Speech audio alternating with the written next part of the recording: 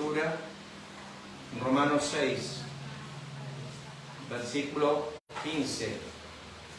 Voy a cerrar, no sé si vamos a cerrar hoy, pero sí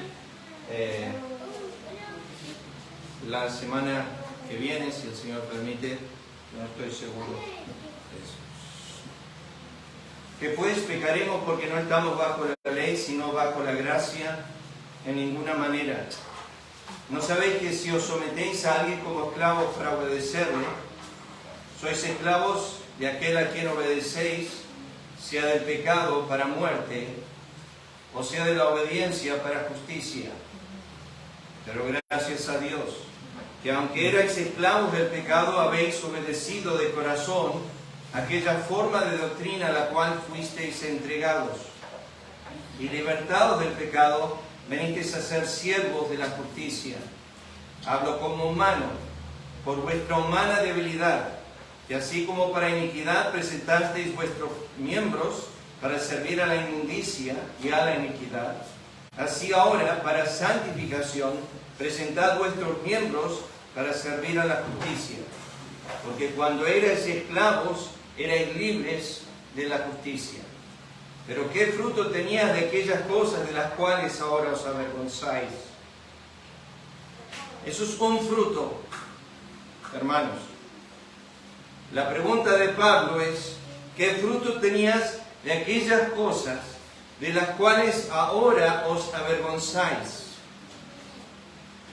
Si las cosas pasadas, después de venir a Cristo, no nos hacen reflexionar con vergüenza y nos hacen pensar, no puede ser que yo haya sido así o haya estado en esta situación o esta condición. Este es uno de los frutos marcados de un creyente, de que se avergüenza de la vida pasada.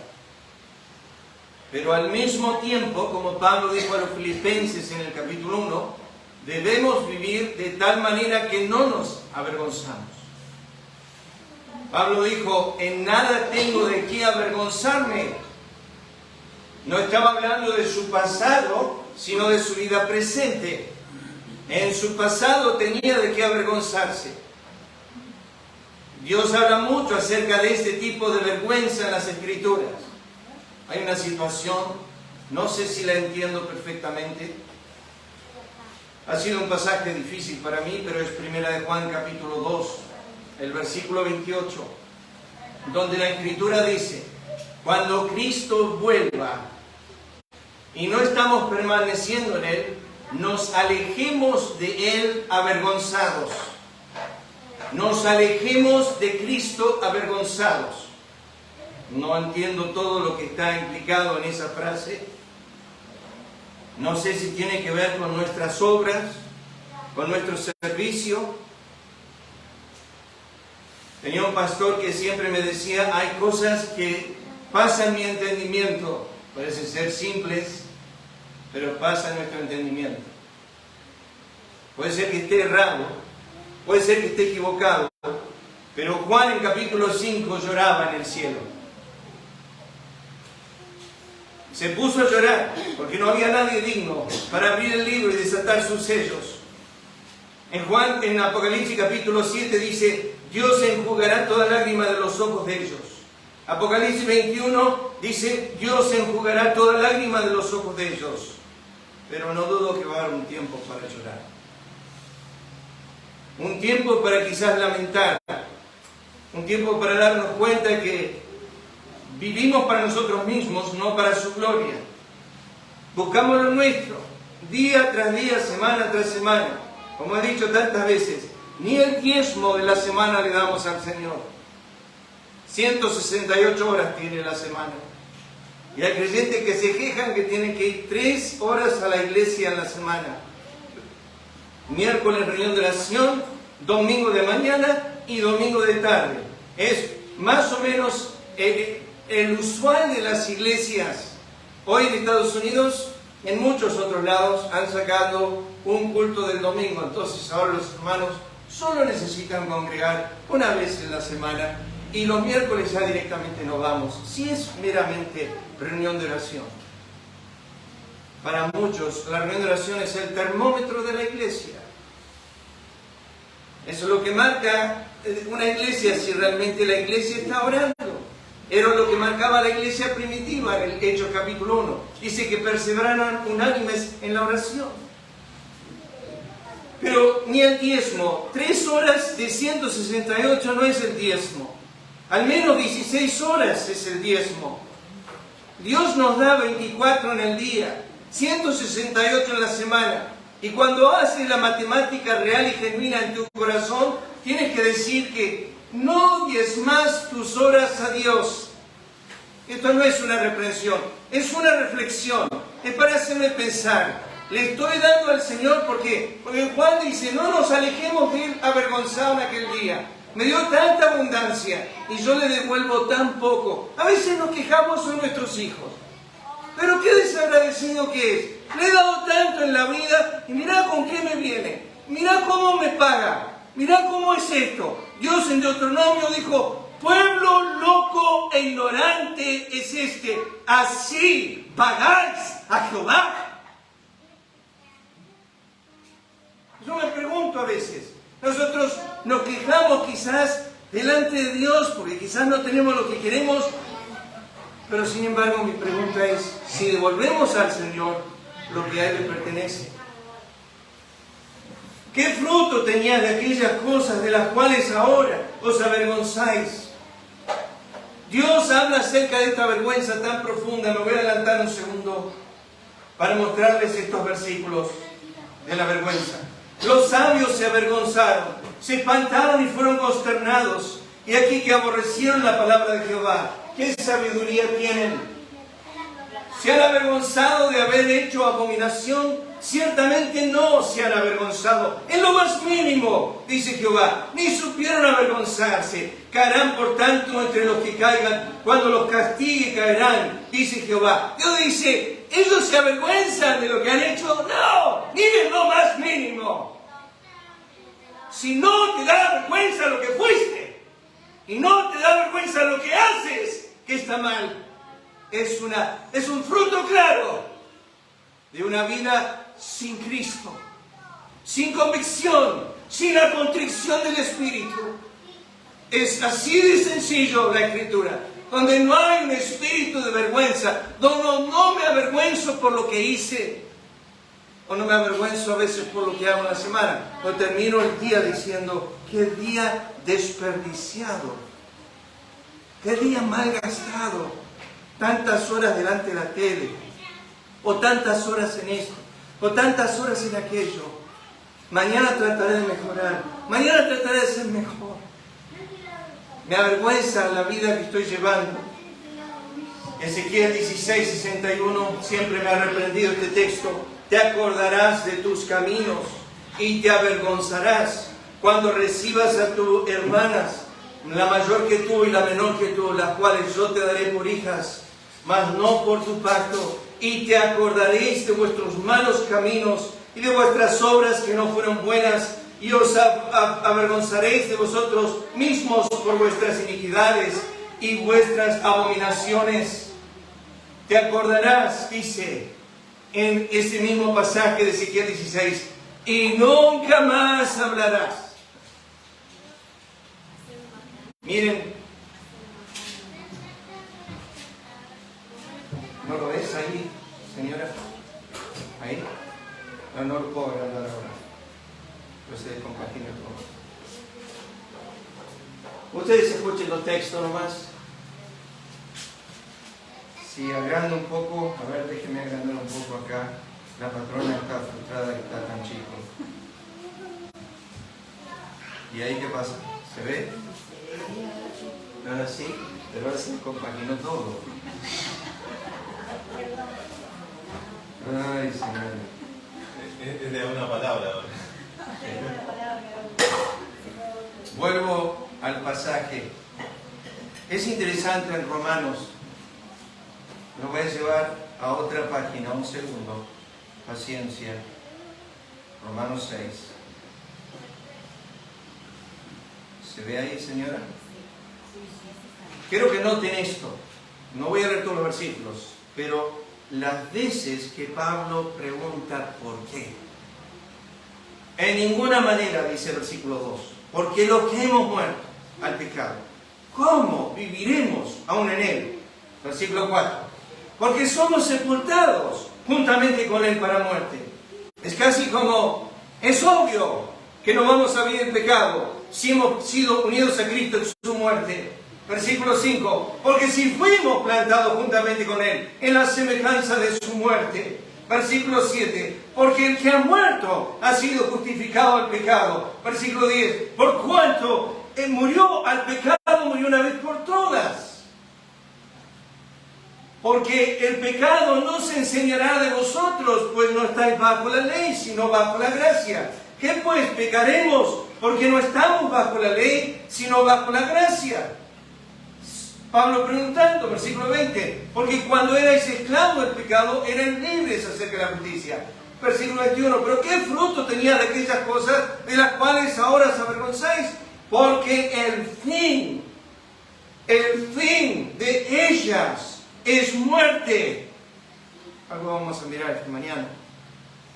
Y termina concluyendo todo el pasaje de la santificación. El motivo, la causa de que Cristo murió y nosotros con Él es porque la paga del pecado es muerte. ¿Quieres pecar? Dice Pablo. Quiero que sepas que si vives una vida de iniquidad, vas a pagar con muerte. Porque el pecado paga. El pecado paga. Mas la dádiva de Dios es vida eterna en Cristo Jesús. Y anoté la definición. El por qué es un sustantivo que equivale a causa, motivo o razón. ¿Por qué? Dice Pablo. ¿Por qué tengo que vivir en santidad? ¿Por qué tengo que presentar mis miembros ante Dios? Porque la paga del pecado es muerte. Y Wiersbe se atreve a decir, en el contexto de la santificación, este versículo ha sido sacado de su contexto y ha sido aplicado a meramente dos caminos, dos sendas. Una es la que lleva a la eternidad sin Dios y otra es la que lleva a Dios eternamente. Y lo usamos porque la paga del pecado es muerte, mas la dádiva de Dios es vida eterna en Cristo Jesús. Y lo sacamos de toda su enseñanza. Wiersbe dice, la enseñanza del texto está dentro de la santificación. Y significa esto, que el creyente, dice Wiersbe, que vive en pecado, va a morir.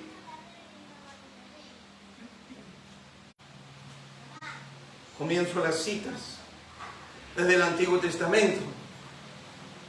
Comenzamos con Adán y Eva. Dios le dijo, no comas del árbol. ¿Y cuál es el problema? Y te va a agarrar un dolor de estómago tremendo. Te vas a enfermar. Dios pasó la peor sentencia que puede pasar a un ser humano. El día que de él comieres, morirás. Dios no dijo te vas a enfermar. Dios no dijo vas a quedar sin trabajo. Dios no dijo vas a ser echado del huerto. Dios no dijo vas a perder la comunión. Dios le dijo a Adán y Eva, el día que de él comieres, vas a morir. Le puso la peor sentencia que Dios puede poner a la desobediencia. La peor sentencia, muerte. Y uno dice, ¿qué es eso? Es Romanos 6:23. La paga. Esa palabra Pablo lo utiliza 4 veces en el Nuevo Testamento. 3, perdón. Lucas 1. Lucas lo utiliza cuando los soldados vinieron a Juan el Bautista y le dijeron, ¿qué debemos hacer? Él le dijo, contentaos con vuestro salario. Es el salario, es el trabajo, es la obra. La Biblia lo dice de varias maneras a esto. Déjenme volver al tema. La paga, el salario, lo que mereces, lo que recibes por tu trabajo, lo que mereces por lo que has hecho. Si tú te preguntas, ¿qué merezco por mi pecado? La respuesta es muerte. Eso es Dios. Lo que te tengo que pagar por lo que tú has hecho es muerte. Eso es lo que mereces. Ese es tu sueldo, ese es tu salario por tu trabajo, por tu persistencia en el pecar. Eso es lo que mereces, muerte. Ahora, volviendo a las notas que ahora van a estar un desastre. Necesito replicar sobre 3 aspectos aquí. Pablo menciona la palabra muerte en Romanos 6, 7 veces. Hay más mención, pero esta palabra particular de muerte la menciona 7 veces. Las primeras 4 veces tienen que ver con el creyente. Las últimas 3 tienen que ver con el que no cree. Acá están mencionadas. Sea del pecado para muerte, 6:16. Porque el fin de ellas es muerte, 6:21. Y porque la paga del pecado es muerte, 6:23. Aquí hay 3 contrastes. El primer contraste es paga, salario y dádiva. Estamos hablando del versículo 6:23. La paga del pecado es muerte. Hay 3 contrastes. Está el contraste de paga y dádiva. Está el contraste de pecado y Dios. Y está el contraste de muerte y vida eterna. Esos son los 3 contrastes. Mírenlos. Hay algunos versículos. 1 Corintios 9:7, hablando del soldado. Que el soldado trabaja y sirve a sus propias expensas, dice Pablo. Él va a la guerra, se le paga todo. Él sirve y se le paga todo. 2 Corintios 11:8, Pablo dice: yo recibí de las iglesias salario para no seros carga a vosotros. O sea que Pablo recibió un sueldo. ¿De dónde sale eso? 1 Corintios capítulo 9. El que predica el Evangelio, que viva del Evangelio, dice la Escritura. O sea, el obrero es digno de su salario. Cuando leemos ese versículo en Mateo 10, está hablando del que trabaja en el Evangelio, del que va casa por casa, del que va ciudad en ciudad. No me lleven nada, dijo el Señor. No proveáis para nada, porque el obrero es digno de su salario. Si os invitan a una casa y ahí lo proveen, recibidlo, porque el obrero es digno de su salario. No le están dando de gracia, le están dando lo que ustedes merecen, lo que es digno de recibir. Ustedes trabajan, entonces merecen recibir por su trabajo. Tú trabajas 10 horas en la fábrica y te pagan al final de mes un sueldo o a principio de mes. Es merecido. ¿Por qué? Porque lo ganaste por obra, por trabajo, por mérito. Ese es el principio de la paga de pecado. Es mérito. Es tu trabajo, es tu hacer, es tu iniquidad. Dios dice: no te preocupes, te voy a pagar conforme a lo que mereces. El otro contraste es la dádiva. Dije, está el contraste de pecado y Dios, muerte y vida eterna. Este contraste de pecado y Dios, queridos hermanos, no es el primero que encontramos en la Biblia. Por ejemplo, les ilustro Mateo 6:24. Cristo dijo: no podéis amar a Dios. ¿Y a qué clase? A las riquezas. Y pone a Dios y las riquezas. Y dice: no podéis poner en un casilla a Dios y en otra casilla las riquezas, y te pones a pensar y claudicar entre 2 opiniones. ¿Cuál me aferro? ¿De cuál me agarro? El joven rico tenía a Dios al lado de él, enfrente de él, y le estaba hablando. Y el joven rico le hace la pregunta correcta: ¿qué debo hacer yo para heredar la vida eterna? En realidad era: ¿qué hiciste tú por mí? Pero ¿qué debo hacer yo? Y Cristo le responde conforme a la pregunta del joven rico. Él preguntó: ¿qué debo hacer yo? Cristo le dijo: guarda la ley. El joven rico dijo: ¿cuáles? Jesús dijo: no matarás, no cometerás adulterio, no robarás. Y bueno, le largó los últimos 5, que esos tienen que ver con el hombre, con ama a tu prójimo como a ti mismo. Y el joven rico le dijo: esto los he guardado desde mi juventud. Muy bien, Cristo dijo: vamos a los primeros 5, que tienen que ver con Dios, tienen que ver conmigo. Amarás al Señor tu Dios sobre todas las cosas. Vende todo lo que tienes y no lo traigas a la iglesia. Vende todo lo que tienes y dáselo a los pobres, y ven y sígueme. La salvación no es vender todo lo que tienes.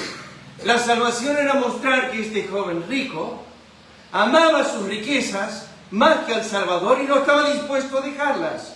Ahora venía la palabra del soberano Señor diciendo, vende todo lo que tienes, dáselo a los pobres y sígueme. Y se fue triste porque tenía muchas riquezas. Y Jesús de vuelta miró a sus discípulos y dijo, cuán difícil es que un rico entre en el reino de los cielos. Es el contraste entre Dios y las riquezas. Judas hizo un intercambio muy pequeño por Cristo. 30 piezas de plata. Hoy lo estaba leyendo esta mañana en Mateo capítulo 27. Déjenme ir un poquito más adelante a cuando la Biblia dice la paga del pecado es muerte. En Romanos 1 Pablo dice, de quienes habiendo entendido el juicio de Dios, que los que practican tales cosas son dignos de muerte. ¿Qué cosas? Bueno, si ustedes leen Romanos 1, dice la homosexualidad, lesbianismo. Esos eran 2 pecados fuertes en Romanos 1. Pero dice envidia, celos, ira, contiendas, disensiones, aborrecedores de Dios. Los que practican tales cosas, estando atestados de todas estas cosas, los que practican tales cosas, dice Pablo, son dignos de muerte. O sea que la raza humana, ante Dios, todos los días merece morir, porque no mueren. Porque Dios suspende el juicio. Porque Dios en paciencia y longanimidad y misericordia y en su benignidad les da lo que no merecen y retiene en su longanimidad lo que sí merecen. O sea que el impío se acostó con la mujer ajena la noche anterior y se levanta, llegó a su casa y dijo que estaba con sus amigos y luego se levanta y va a trabajar y Dios le da vida, aliento y todas las cosas. Y él piensa dentro de sí lo que dice Eclesiastés, porque sentencia inmediata no viene sobre la obra mala del hombre, él persiste en pecar. Porque sentencia de Dios no viene sobre la mala del hombre, la obra mala del hombre, él persiste en pecar. Entonces, ¿qué pasa? El hombre sigue haciendo lo que está haciendo. Él realmente no le importa. ¿Por qué? Porque no se da cuenta que la ira de Dios reposa sobre él y que él está haciendo cosas dignas de muerte. Y sin embargo, la muerte no le viene. La paga no le viene. Pero la paga de venir y oh, ¿cómo paga? Si alguno hubiere cometido algún crimen, dice, digno de muerte, y lo hicieres morir, y lo colgaréis en un madero, no dejaréis su cuerpo que pase la noche sobre el madero. Sin falta lo enterrarás en el mismo día, porque maldito por Dios es el colgado. No contaminarás tu tierra que Jehová tu Dios te da por heredad. David estaba escuchando a Natán, mientras le describía el pecado de un hombre en su reino. Entonces se sintió el furor de David en gran manera contra aquel hombre y dijo, vive Jehová que el que tal hizo es digno de muerte, es digno de morir. La paga del pecado es muerte. Y Natán, contando la historia, se dio vuelta y miró a David y con el dedo apuntador le dijo, tú eres el hombre.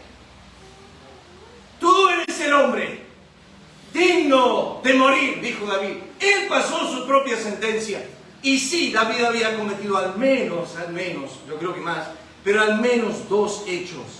Había cometido adulterio y homicidio.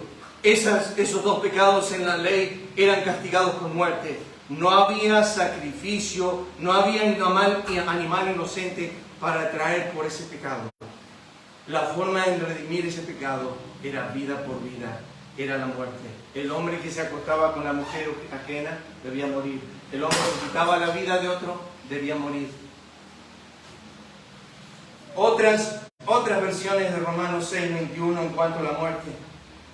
Escuchen esto. ¿Qué provecho sacaron entonces? Ahora ustedes se avergüenzan de estas cosas, pues solo llevan a la muerte. ¿Qué fruto tenían entonces en aquellas cosas de las cuales ahora se avergüenzan? Porque el fin de esas cosas es muerte. ¿Con qué resultado? No muy bueno, por cierto. Por eso se avergüenza ahora al pensar en lo que antes hacía, que les lleva a la muerte. ¿Y cuál es la consecuencia? Que ahora están avergonzados las cosas que solían hacer. Cosas que terminan en la condenación eterna. ¿Qué fruto cosechan entonces? Cosas que ahora los avergüenzan y conducen a la muerte. Conducen a la muerte. Pablo sigue citando esto en Romanos 7:5, porque mientras estábamos en la carne, las pasiones pecaminosas que eran por la ley obraban en nosotros, nuestros miembros, llevando fruto para muerte, porque el ocuparse de la carne es muerte, pero el ocuparse del Espíritu es vida y paz. Pablo enfatiza aquí estas dos sendas de las cuales he mencionado. Pero ¿y qué del pecado? ¿Cómo nos engaña? Escuchen estos versículos que siguen. Antes exhortados los unos a los otros cada día, entre tanto que se dice hoy, para que ninguno de vosotros se endurezca por el engaño del pecado. En cuanto a la pasada manera de vivir, despojado el viejo hombre que está viciado conforme a los deseos engañosos. El que fue sembrado entre espinos, este es el que oye la palabra, pero el afán de este siglo y el engaño de las riquezas ahogan la palabra y se hace infructuosa. Porque el pecado, tomando ocasión por el mandamiento, me engañó, dice Pablo, y por él me mató. Estando testados de toda injusticia, fornicación, perversidad, avaricia, maldad, llenos de envidia, homicidios, contiendas, engaños y malignidades. Jeremías 17:9. Engañoso es el corazón más que todas las cosas y perverso. ¿Quién lo conocerá? La Biblia dice que tenemos el pecado que es engañoso, los deseos de la carne que son engañosos, el corazón que está plagado con engaño y lleno de engaño, mi corazón que es engañoso. Jeremías 49:16. Tu arrogancia te engañó y la soberbia de tu corazón. 7 veces aparece esta palabra engaño en Apocalipsis. Y fue lanzado fuera el dragón, la serpiente antigua que se llama Diablo y Satanás, el cual engaña al mundo entero. No estás bajo él, ¿no? Y engaña a los moradores de la tierra con las señales que se le ha permitido hacer en presencia de la bestia, mandando a los moradores de la tierra que le hagan imagen a la bestia que tiene la herida de espada y vivió. Luz de lámpara no alumbrará más en ti, ni voz de esposo ni de esposa se oirá más en ti, porque tus mercaderes eran grandes en la tierra, pues por tus hechicerías fueron engañadas todas las naciones. Apocalipsis 20. Y la bestia fue apresada, y con ella el falso profeta, que había hecho delante de ella las señales con las cuales había engañado a los que recibieron la marca de la bestia. El diablo, dice la Escritura, lo arrojó al abismo Dios y lo encerró y lo puso un sello sobre él para que no engañase más a las naciones. Pónganse a pensar en eso, hermanos. Dios agarró al diablo con un ángel, lo ató con una cadena, lo tiró al abismo por 1000 años. Motivo esencial porque engañaba a las naciones y lo mandó al infierno, al abismo, para que no engañe más. ¿Qué hace? Lo suelta después, dice, versículo 8. Y saldrá, dice, después de 1000 años en el abismo, y sale para hacer lo que siempre hizo. 1000 años de juicio de Dios no le generó ningún cambio. Salió para engañar a las naciones entre que están en los 4 ángulos de la tierra, y el diablo que los engañaba definitivamente, dice la Biblia, fue lanzado en el lago de fuego y azufre. Y tú te preguntas, ¿por qué mi vida está tan mal? Porque estás escuchando tu corazón que es engañoso, porque te dejaste llevar por el engaño de Satanás, por el engaño de tus placeres, por el engaño del pecado. Y hay alguien más que engaña. Hay alguien más. Su morada está en medio del engaño, y por muy engañadores no quisieron conocerme, dice Jehová. Esa frase, ese versículo siempre me ha hecho pensar. Las personas no quieren a Dios, pero ¿por qué no lo quieren? La Biblia dice, porque son tan engañadores. son tan corruptos en el corazón que por muy engañadores no quieren conocer a Jehová. En Job 21 dice, apartaos de nosotros, no queremos el conocimiento de tus caminos. Y después nosotros decimos, pobre alma, pobre persona, ese accidente de auto que tuvo, lo mató. Pero ¿dónde está Dios cuando estas cosas pasan? ¿Dónde está? Estuvo 25 años dándole su bondad. Y se burlaba, se mofaba, injuriaba, se reía, desagradecido, blasfemaba. Y lo que tú no sabes es que tú no soportarías un día de tal blasfemia, de tal injuria, de tal desagradecimiento. Y sin embargo Dios soportó 25, 30, 40, 50 años. Y de repente muere instantáneamente. Y uno dice, el pobre alma, ¿qué le habrá pasado? Pobre, quizás Dios tenga piedad de esa persona. No, Dios tuvo piedad. 30, 40, 50 años. Dios tuvo, pero le vino la paga de su pecado, el salario que merecería recibir. Y ahora escuchen el último que engaña. Inicuo cuyo advenimiento es por obra de Satanás, con gran poder, señales, prodigios mentirosos, con todo engaño de iniquidad, para los que se pierden. Este es el anticristo. Por cuanto no recibieron el amor de la verdad para ser salvos. Y acá viene el cierre del engaño. Por esto Dios, sí, el santo ser, el omnisciente, el omnipotente, el Dios de tanto amor y misericordia, les envía un poder engañoso. Dios. Tú dices, no puede ser, pastor, Dios no va a engañar. La paciencia de Dios es el atributo de Dios que tiene límite.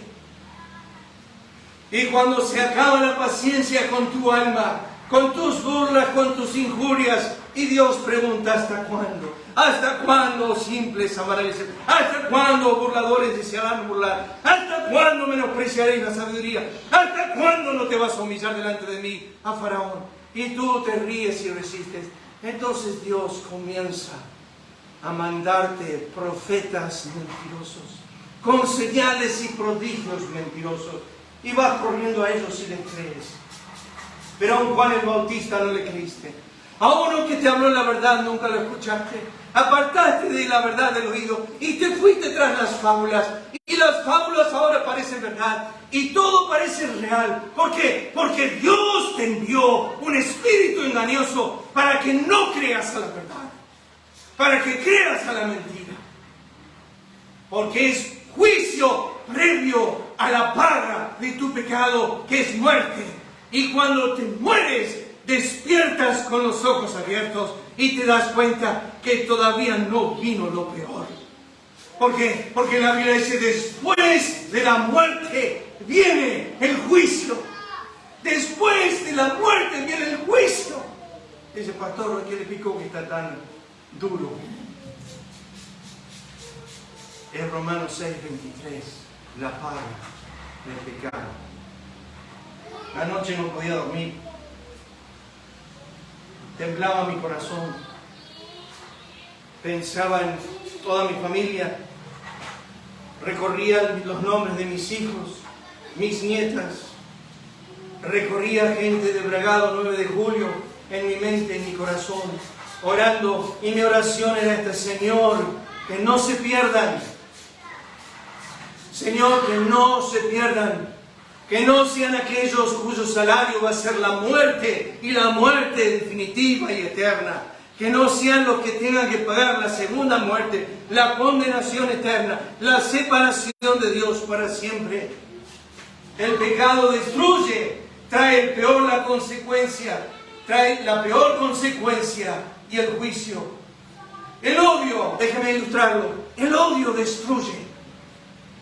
Empiezas a odiar a una persona y tú dices, bueno, pero la maté, pero en tu corazón la mataste. Y hubo una muerte en esa relación, porque no se hablan nunca más, no se tratan más, porque el odio destruye. El odio, dice Juan, es como un homicida. El que aborrece a su hermano, dice Juan, no puede llegar a ser, es un homicida. ¿Por qué? Porque el pecado tiene como producto la destrucción, la muerte.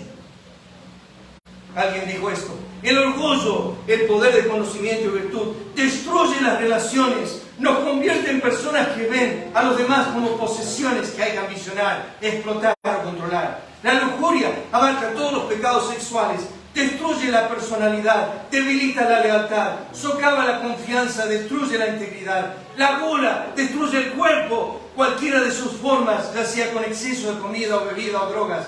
La gula es pecaminosa, representa un amor autodestructivo. La ira destruye a los demás, ya sea con violencia, con palabras. Herir el orgullo, el estatus de otros con palabras es matarlo lentamente. ¿Cuántas veces en el matrimonio se han cruzado discusiones tan horribles que decimos cosas que después decimos, ¿por qué dije eso? La pereza destruye oportunidades y ambiciones. La envidia, la codicia, la avaricia, la opulencia destruyen la satisfacción, incluso un sentido apropiado de libertad y nobleza. Lo profundo del daño del pecado no es mis relaciones, y con esto esta mañana quiero ir cerrando. No es tus relaciones, escuchen ahora lo que voy a decir. En Proverbios 8:36, el que peca contra mí. Escuchen cuán profundo va el tema. Y sin borrarlo, espero no borrarlo. Puede llegar a pasar. Esto quiero que piensen. El que peca contra mí. Escuchen bien esta mañana lo que voy a decir. Tu pecado contra Dios tiene una dirección boomerang. ¿Qué significa? Que cuando tú decides pecar contra Dios en la forma más ofensiva, estás atacando y pecando contra tu propio ser. Desfrauda, dice Salomón, desfrauda su alma. Y si buscan en el hebreo la palabra defraudar, es actuar con extrema violencia. Es una forma violenta de tratar mi persona. Cuando yo decido pecar contra Cristo, peco, desfraudo contra mi alma. Todos, dice Cristo, todos los que me aborrecen aman el sueldo del pecado, aman la muerte, aman la paga del pecado. Todos los que me aborrecen aman la muerte. Ahora, ¿qué pasa en Proverbios 8? Está hablando Cristo, está hablando su sabiduría. Dice, la voz clama. Oh, si oyereis mi voz, mis delicias son con los hijos de los hombres. El pecado contra Cristo es cerrar el oído, es no prestar atención. Como decimos en argentino, no darle bolilla. Es darle la espalda, es darle la cerviz, es echar sus palabras detrás de mi espalda. Es no prestar más atención. Y pasan los días, pasan los años, pasa la vida y no le presto atención. Y pego contra él y desfraudo mi alma. Miren los pecados contra el alma en Proverbios. Mírenlos. El que tiene en poco la disciplina menosprecia su alma. Os importa. Si alguien te corrige, si alguien te incluye, si alguien dice eso está mal, eso lo hiciste mal. Los padres corregimos a los hijos siempre. ¿Por qué? Porque amamos sus almas. Si tú recibes la corrección y la menosprecias y no la escuchas y lo tienes en poco, dice la Biblia, no valorás, que es la palabra menospreciar, no valorás tu alma, no la valoras. Escuchen, el alma sin ciencia no es buena. Otro pasaje. Mas el que comete adulterios, falta de entendimiento, corrompe su alma. El que tal hace. Salomón dijo, defrauda su alma, menosprecia su alma, corrompe su alma. Pero ellos a su propia sangre ponen las hechanzas, a sus almas tienen lazo, ponen lazo a sus almas. El alma del impío desea el mal, su prójimo no haya favor en sus ojos. El cómplice ladrón aborrece su propia alma. Queridos hermanos, ¿qué es lo de mayor valor en tu vida? No es tu auto, no es tu esposa, no es tu esposo, no son tus hijos. Lo de mayor valor en tu vida es tu alma. Y Cristo cerró con una llave. Dijo, si ganares todo el mundo y pierdes tu alma, si ganas todo el mundo, todo el oro del mundo, toda la plata del mundo, toda la fama del mundo, todo el poder del mundo, si eres todo en el mundo y si eres lo máximo en el mundo y pierdes tu alma, perdiste todo. Porque poniendo en balanza de platillos el mundo de un lado y la alma del otro, pesa más un alma que todo el mundo. Proverbios 19 dice, el que guarda el mandamiento guarda su alma, más el que menosprecia sus caminos. Oh, escuchen esto ahora. Lo paso a la siguiente página. Escuchen esto, hermanos. Deuteronomio, termino con esto. Conoce pues Jehová tu Dios, es Dios, Dios fiel. Siempre nos gusta el lado donde Dios, no, pero Dios guarda sus promesas, me mantiene vivo, todo lo demás. Sí, es verdad. Guarda el pacto, la misericordia a los que le aman. Y guardan sus mandamientos hasta 1000 generaciones. Pero ahora escuchen. Que da el pago en persona al que le aborrece, destruyéndolo, y no se demora con el que le odia, en persona le dará el pago. Escúchenlo, esto es Dios. En persona. Si para la puerta de tu alma y tú abres y Él dice, necio, necio, hoy venimos a pedirte tu alma. Venimos a que des cuenta de tu alma, tu ser. No me interesa la casa que tenés, no me interesan los bienes que tenés, el trabajo que tenés, todo eso te lo di todo yo. Pero toda tu vida se rondió a través de la dádiva en mi mano. Pero el peso nunca lo pusiste en tu alma. Necio, hoy vengo a pedirte tu alma. En persona, Dios visita el alma del hombre y le dice, hasta aquí llegarás y no pasarás. Acá se terminó. ¿Por qué? Porque la paga del pecado es la muerte.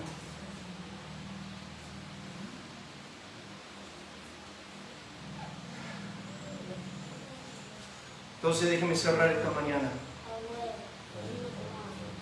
Déjenme decirles esto esta mañana. Está al otro lado el texto, lo sé, lo vamos a enseñar la semana que viene.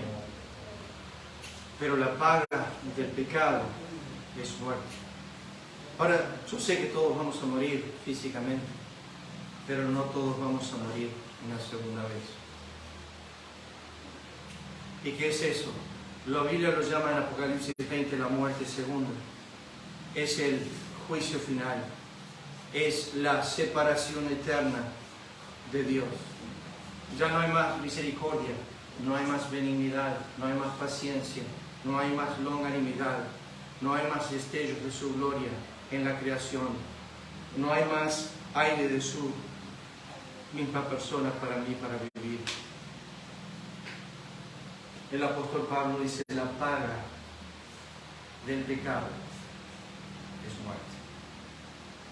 Para aquellos que desean, hice la lista de cuáles son los pecados que se enmarcan con muerte en la Escritura. Acá está. Creo que tengo 9 páginas. Comienza con la primera, Génesis 2:17. El día que de él comieres, del cierto morirás. Sabe que si no la devuelves, 27, vas a morir. Señálales el término al pueblo de alrededor. Cualquiera que tocara el monte, morirá. El que hiere a alguno haciéndolo así, ha de morir. El que hiera a su padre o a su madre, morirá. Asimismo, el que robare a una persona y la vendiera, si fuera hallada en sus manos, morirá. Igualmente, el que maldijera a su padre o a su madre, morirá. La lista sigue. La paga del pecado, muerte. La paga del pecado es muerte. Una y otra vez, la sentencia es morirá, morirá, morirá, morirá, morirá. Déjame decirte esto esta mañana. Ten cuidado de tu alma. No la corrompas, no la menosprecies, no la defraudes, porque es lo que más valor a un ser. Padre, gracias por este tiempo esta mañana, por poder mirar un poco tu palabra y a nuestros pensamientos esta mañana. Ayúdanos a pensar en estas cosas que nos dice tu palabra, que nosotros, si no nos arrepentimos, si no nos volvemos a ti, hemos de pagar con la muerte segunda, la destrucción eterna de nuestras almas. Bendice tu palabra en los corazones y el resto del tiempo este día. Bendice el día para que podamos tener nuestra mente y nuestro corazón en las cosas de arriba. Lo pedimos en el nombre de Cristo. Amén. El Señor les bendiga.